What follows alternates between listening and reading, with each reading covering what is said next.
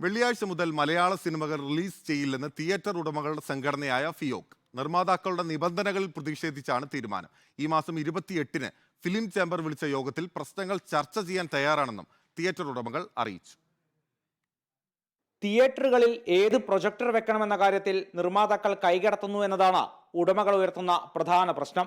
പുതിയ പ്രൊജക്ടർ വാങ്ങുന്നത് വലിയ സാമ്പത്തിക ബാധ്യതയാണ്. നിർമ്മാതാക്കളുമായി ബന്ധമുള്ള കമ്പനിയുമായി കരാറിൽ ഏർപ്പെടാൻ തിയേറ്റർ ഉടമകളെ നിർബന്ധിക്കുകയാണ്. തിയേറ്ററിലേക്ക് സിനിമയുടെ പ്രിന്റ് എത്തിക്കുന്നതിന്റെ ചിലവ് തിയേറ്റർ ഉടമകൾ വഹിക്കേണ്ടി വരുന്നതും പ്രതിസന്ധിയാണ്. റിലീസ് ചെയ്യുന്ന സിനിമകൾ 42 ദിവസങ്ങൾക്ക് ശേഷം മാത്രമേ OTTക്ക് നൽകൂ എന്ന ധാരണ നിർമ്മാതാക്കൾ ലംഘിക്കുകയാണെന്നും തിയേറ്റർ ഉടമകൾ ആരോപിച്ചു. പ്രൊഡ്യൂസർ അസോസിയേഷൻ കണ്ടന്റ് മാസ്റ്ററിംഗ് തുടങ്ങി ഈ കണ്ടന്റ് നിങ്ങൾ തിയേറ്ററിൽ കമ്പലായി ഉപയോഗിക്കണം, ഇല്ലെങ്കിൽ അത് ഉപയോഗിച്ചേ ചിത്രം റിലീസ് ചെയ്യാവൂ എന്നുള്ള ഒരു നിയമം വന്നതിന് ശേഷം ഒരുപാട് തിയേറ്ററുകൾ ഇവിടെ പ്രതിസന്ധിയിലായി.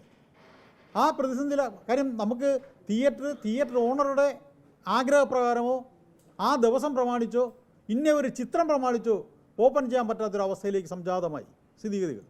അപ്പോൾ അതിനെപ്പറ്റിയുള്ള അന്വേഷണത്തിലോട്ടാണ് സത്യത്തിൽ പ്രൊഡ്യൂസർ അസോസിയേഷൻ്റെ കണ്ടന്റ് മാസ്റ്ററിംഗ് യൂണിറ്റ് എന്ന് പറയുന്ന ഈ യൂണിറ്റ് സംഘടനാ ഭാരവാഹികളായ 6 പ്രൊഡ്യൂസറുടെ പേര് രജിസ്റ്റർ ചെയ്തിട്ടുള്ള ഒരു പ്രൈവറ്റ് കമ്പനിയാണെന്ന് നമുക്ക് മനസ്സിലാവുന്നത്.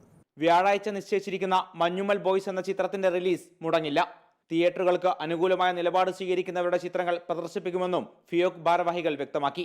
നിലവിൽ പ്രദർശനം തുടരുന്ന ചിത്രങ്ങളെയും സമരം ബാധിക്കില്ല. റിപ്പോർട്ടർ, കൊച്ചി.